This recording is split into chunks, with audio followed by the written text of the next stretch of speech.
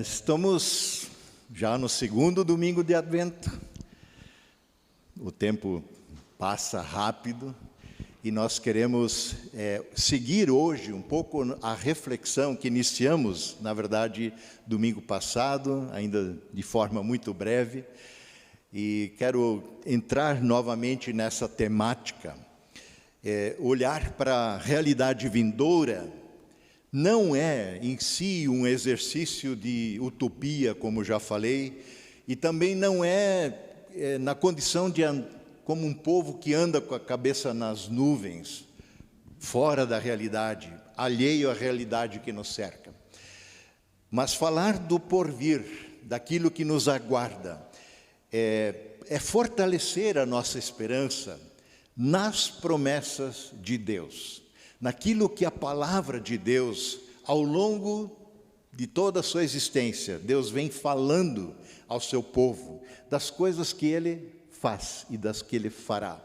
Deus sempre antecipou, de alguma forma, as suas ações, para que a gente não seja pego de surpresa. Assim, Jesus o faz quando Ele fala da sua segunda vinda. Ele diz que será em breve e como o ladrão da noite, sem aviso prévio. No entanto, estamos sempre avisados e desafiados a aguardar por esse dia com seriedade. Então, nós queremos olhar um pouco para esse porvir, olhar para as promessas de Deus e permitir que estas determinem o nosso hoje, o nosso agora, a nossa realidade presente, a forma como vivemos, agimos e somos. Na verdade, quando nós falamos de esperança cristã, quando falamos de promessas bíblicas, como também já mencionei, nós não estamos meramente falando de uma utopia. Até porque a definição de utopia é como uma concepção imaginária de um governo ideal. Utopia é a concepção imaginária humana de um sistema que seja bom para todos, ou de um projeto, na verdade, irrealizável. É isso que é utopia, é uma fantasia. E utopias, de fato, não passam muitas vezes de ideias irrealizáveis, porque são projetos humanos. E o coração humano é extremamente corrupto e enganoso, como nos diz Jeremias. O coração é mais enganoso que qualquer outra coisa. E a sua doença é incurável. Quem é capaz de conhecer o coração humano? Eu gosto da nova versão transformadora, ela é assim bem atualizada, né? E ela diz: o coração humano é mais enganoso que qualquer outra coisa e é extremamente perverso. Como também a Irme aqui já orou com a gente, quando da confissão do nosso pecado. Sim, por um lado, nós somos vasos, somos templo do Espírito Santo, mas este lugar está dentro de um corpo, dentro de uma carne, que tem desejos, anseios, sonhos, projetos, que é profundamente marcado por egoísmo, por orgulho, por vaidade. Tudo isso compromete as nossas realizações e os nossos sonhos. O coração humano é extremamente perverso. Quem sabe de fato o quão mau ele é? Pergunta Jeremias. Sendo assim, os melhores sonhos, os melhores projetos nossos, humanos, são utopias irrealizáveis porque eles encontram em nós mesmos a sua limitação. Nós os sonhamos e não conseguimos sequer realizá-los. A Bíblia, ao contrário, fala das promessas de Deus. E a Bíblia fala de realidades futuras que Deus mesmo promete e Ele mesmo garante, porque Ele é fiel, porque Ele não muda. Seu sonho não muda de um dia para o outro, a sua promessa não muda. Ele é o mesmo ontem, hoje e para todo sempre. Portanto, o que Ele promete, nisso nós podemos confiar. E as coisas que Deus tem prometido, ainda que anunciadas em antecipação, e existem várias profecias a respeito daquilo que nos aguarda, é difícil conseguirmos, com as descrições que temos, imaginar o que está reservado para nós. Paulo repete uma citação de Isaías 64, dizendo que nem olhos viram, nem ouvidos ouviram, nunca jamais penetrou o imaginário humano, o coração humano, o que Deus tem preparado para aqueles que o amam. Mas, acrescenta Paulo, Deus o revelou a nós por meio do seu Espírito Santo. E essas coisas são tão extraordinárias, que quando Paulo teve o privilégio de ser arrebatado, ele mesmo não consegue descrever ao certo essa experiência, ele não sabe dizer se é no corpo, se é fora do corpo, inclusive nessa descrição, que ele faz com muita humildade, ele narra na terceira pessoa, ele nem fala em eu, ele fala num homem, referindo-se a si e à sua experiência. E ele viu coisas tão extraordinárias, que ele diz que não é nem possível nós referenciar essas coisas, falar dessas coisas. E Paulo recebe um espinho na carne, pelo qual ele pede 3 vezes para que seja retirado, mas ele recebe um espinho na carne para que ele seja mantido em humildade diante do Senhor. E que essa experiência tão extraordinária não os ensoberbeça. Então, naquilo que Deus tem preparado para nós, como Jesus fala aos seus discípulos, não tenham medo, eu vou para junto do Pai, lá há muitas moradas, vou preparar lugar para vocês. E quando eu preparar, eu voltarei. Nisso nós podemos nos apegar. Nisso nós podemos esperar. A esperança cristã se baseia naquilo que o Senhor promete e Ele garante. E aquilo que Deus tem preparado para nós, então, está longe de ser uma mera utopia, fruto do imaginário humano, de pessoas que redigiram os textos bíblicos, porque pela fé em Cristo, Pedro vai dizer na primeira carta, nós nos tornamos coparticipantes da glória que ainda há de ser revelada. De alguma maneira, a partir da fé em Jesus, nós começamos a vislumbrar de uma forma diferente do que apenas recorrendo à nossa lógica e o raciocínio humano, mas a partir da fé em Jesus, nós vamos vivenciando uma percepção da glória, da majestade de Deus, do que está guardado para nós, e isso vai determinando o nosso hoje. Nós somos pessoas tipo Tomé. A gente talvez faça facilmente alguma crítica a Tomé, que não quis crer na ressurreição de Jesus, mas a gente é muito parecido com ele. A gente gosta de ver para crer. Paulo diz que nós não vivemos pelo que vemos, mas pelo que cremos, porque o que vemos é passageiro, o que cremos é eterno.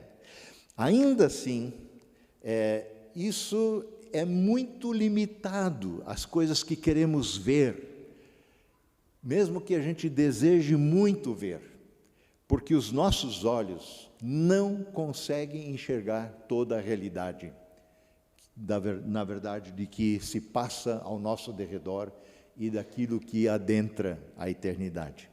Nossa visão, a nossa percepção das coisas é extremamente limitada. Extremamente limitada. A realidade que nos é prometido pela palavra de Deus, a qual também aguardamos com grande expectativa, com a vinda de Cristo, só é visível essa realidade aos olhos da fé, e na medida em que o Senhor o quiser revelar. Os próprios discípulos de Jesus, enquanto caminhavam com Ele, conviveram com ele durante 3 anos, só viam aquilo que estava diante de seus olhos. Viam Jesus fazendo sinais e milagres extraordinários. Mas eles sempre de novo tinham dúvidas em relação a quem era esse homem. Porque as coisas que Jesus fazia eram tão extraordinárias, tão fora da curva do imaginário humano, que eles se perguntavam. Como, por exemplo, quando Jesus acalma a tempestade. Ele dormindo no fundo do barco, o pessoal apavorado, eles pescadores profissionais, não conseguiam mais controlar a situação e acordam o mestre. E daí, o Senhor não se importa que a gente pereça? E Jesus acalma o vento, acalma as ondas, a tempestade, e eles perguntam, mas quem é esse que até o vento e o mar lhe obedecem? Quem é esse que pode se dirigir à natureza, à força da natureza, e simplesmente comandar, e ela obedece? Em Lucas 9, no verso 28 e seguintes, nós temos uma história conhecida pelo nome de a história da transfiguração de Jesus. Diz assim Lucas que aproximadamente 8 dias depois de dizer essas coisas que estão acima no texto, Jesus tomou consigo Pedro, João e Tiago. Eu acho que o texto está errado, porque eu sempre aprendi que é Pedro, Tiago e João, né? Mas é Pedro, João e Tiago. E subiu a um monte com eles para orar. Nada de novo nisso. Jesus fazia isso muitas vezes. Ele se recolhia a um monte para orar. Em algumas ocasiões levava discípulos consigo. Também esses 3 estiveram, por exemplo, lá no jardim do Getsemane, orando. Deveriam estar, mas pegaram no sono com Jesus.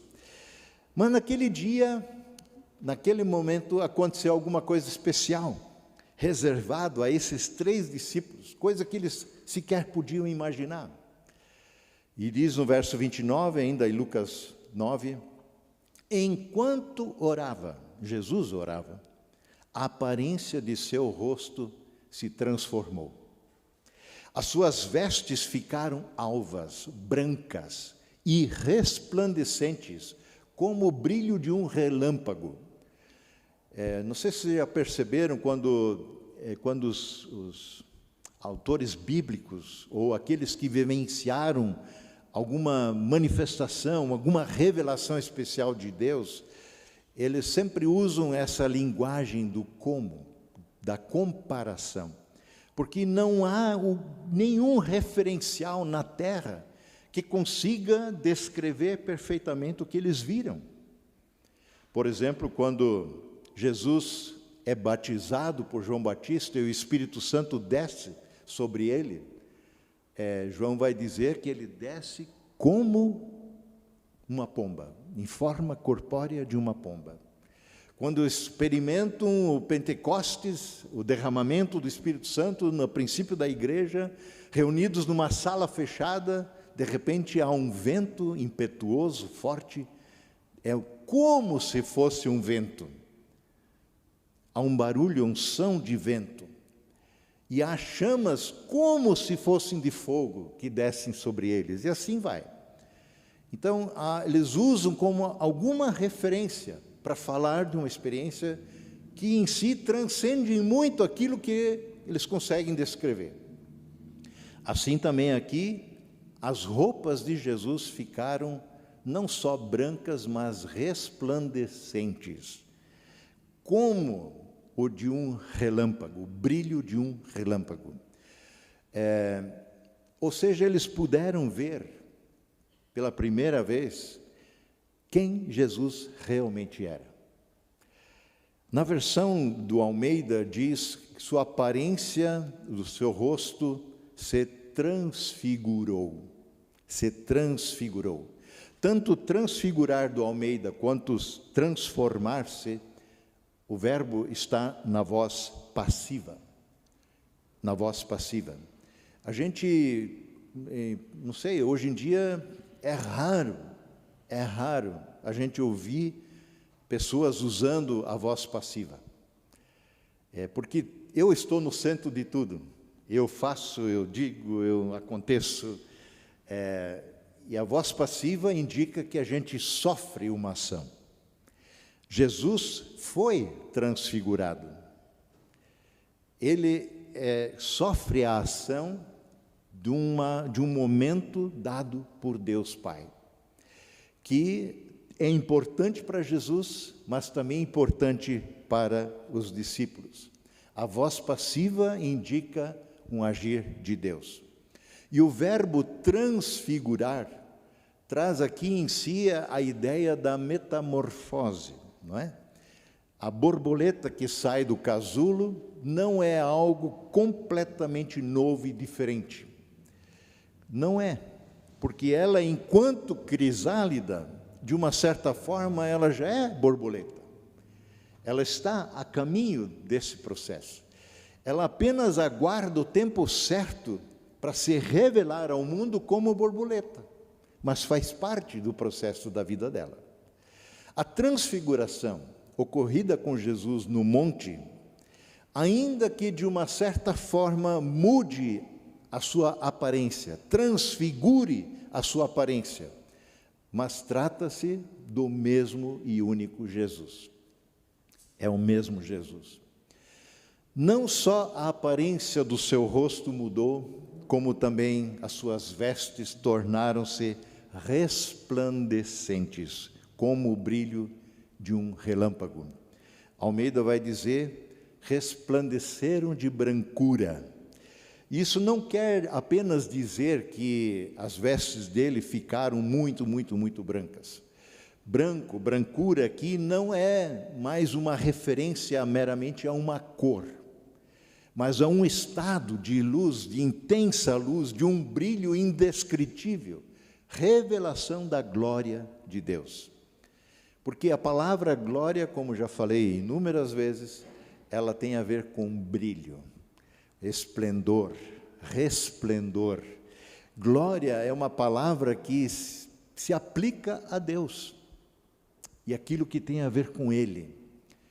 A santidade, a presença de Deus irradia tal brilho que ela é descrita com a palavra glória.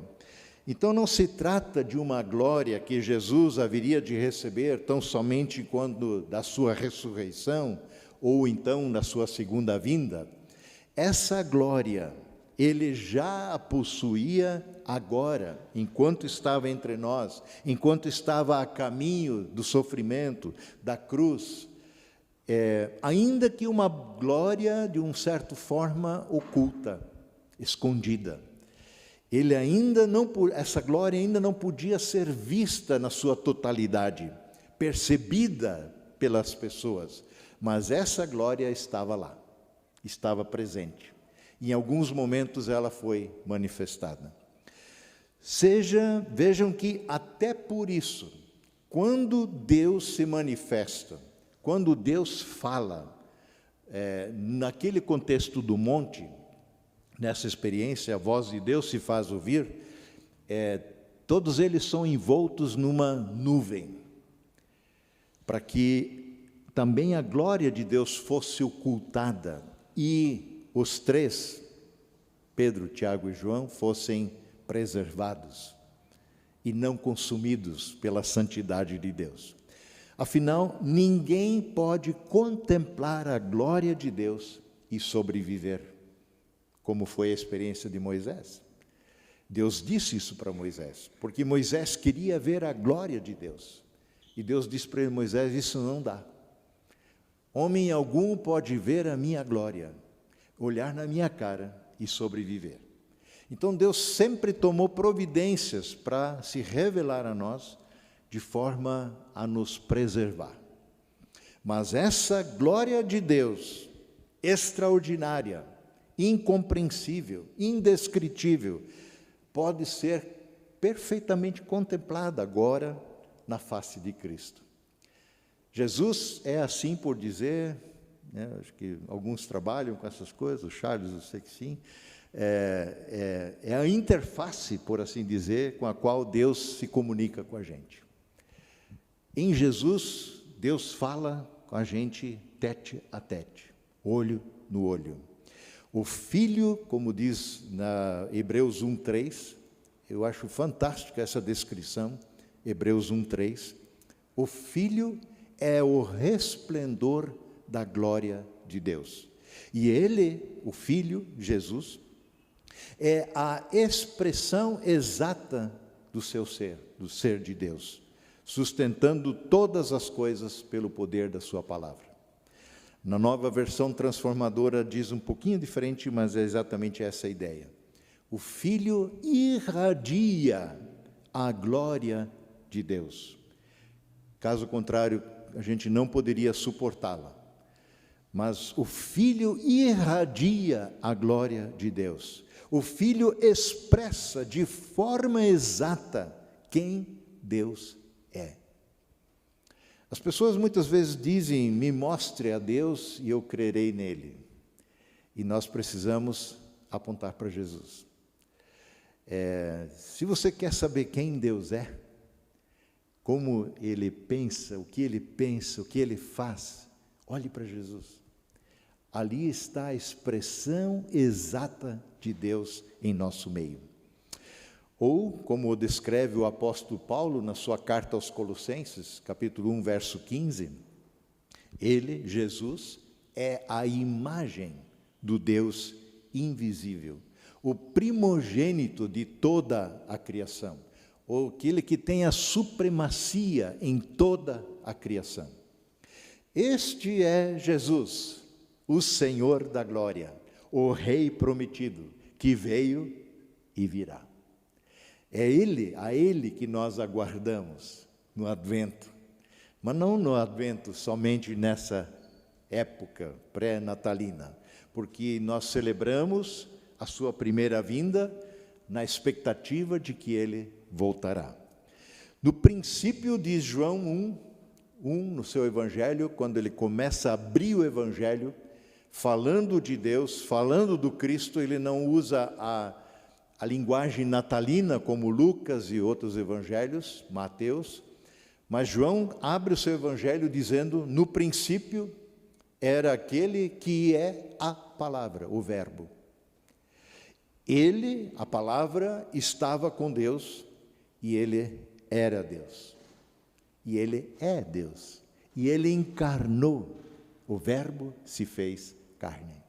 A palavra eterna, criadora, através da qual tudo que existe foi criado e tudo que existe é mantido pelo poder da sua palavra, é Deus. E este é o Cristo. Certa ocasião, Jesus perguntou aos seus discípulos em Lucas 9, 18 e seguintes, no mesmo capítulo, só os versos acima, quem as multidões dizem que eu sou? A gente conhece essa história. Quem as multidões dizem que eu sou? Qual é o papo que rola aí no meio do povo?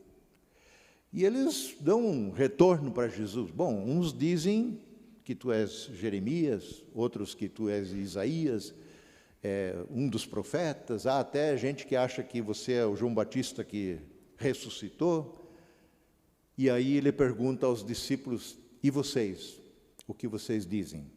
Quem vocês dizem que eu sou?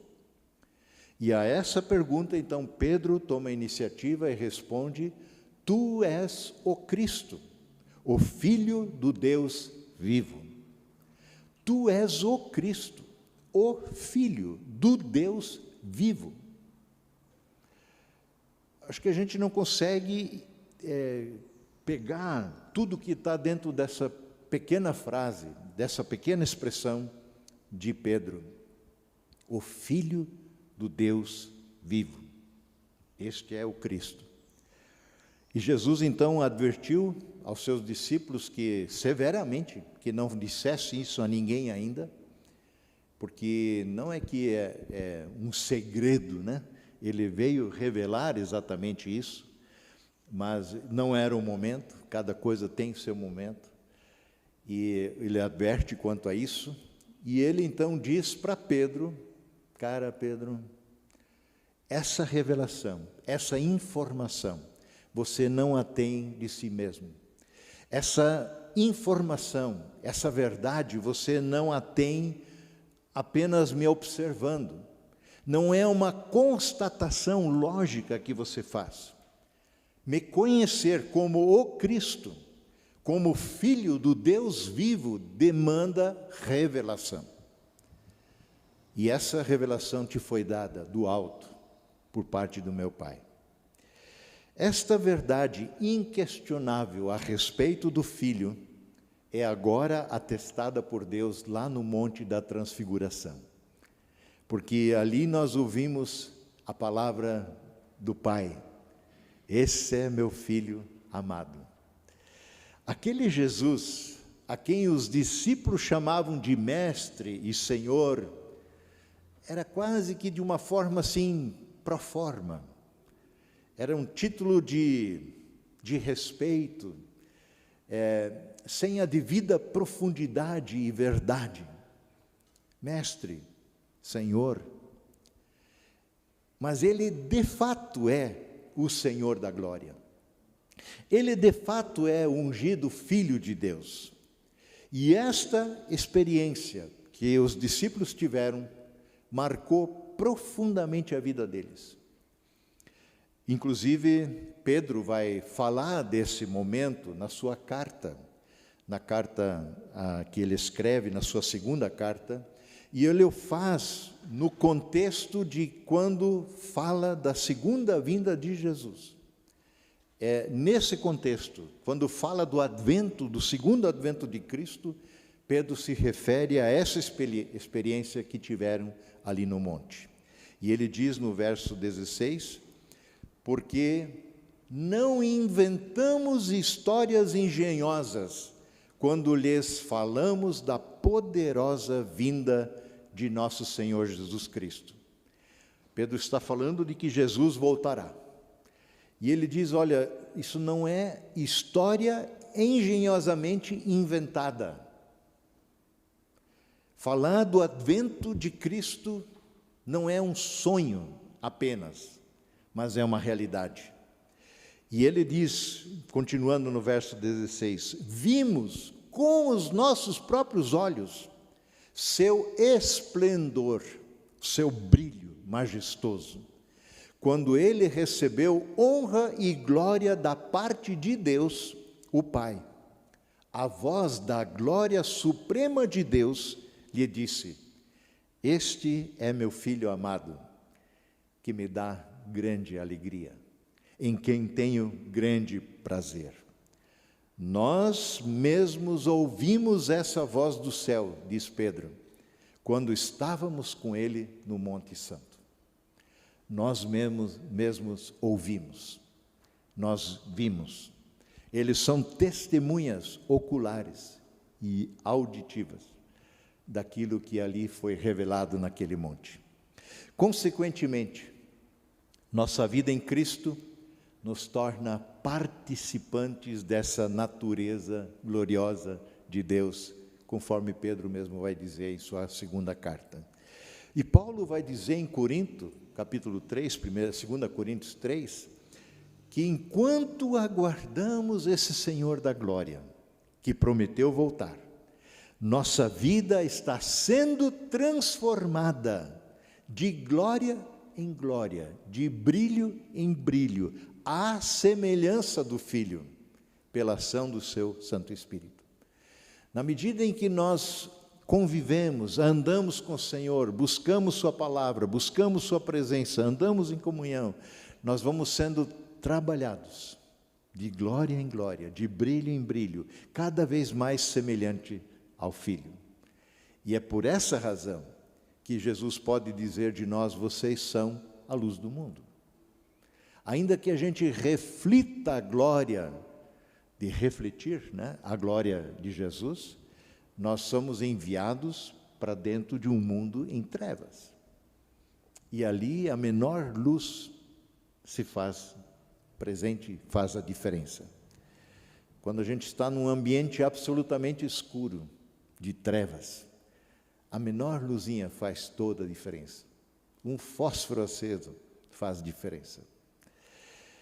E quanto aguardamos, então, o Senhor da glória. Somos transformados de glória em glória à sua semelhança.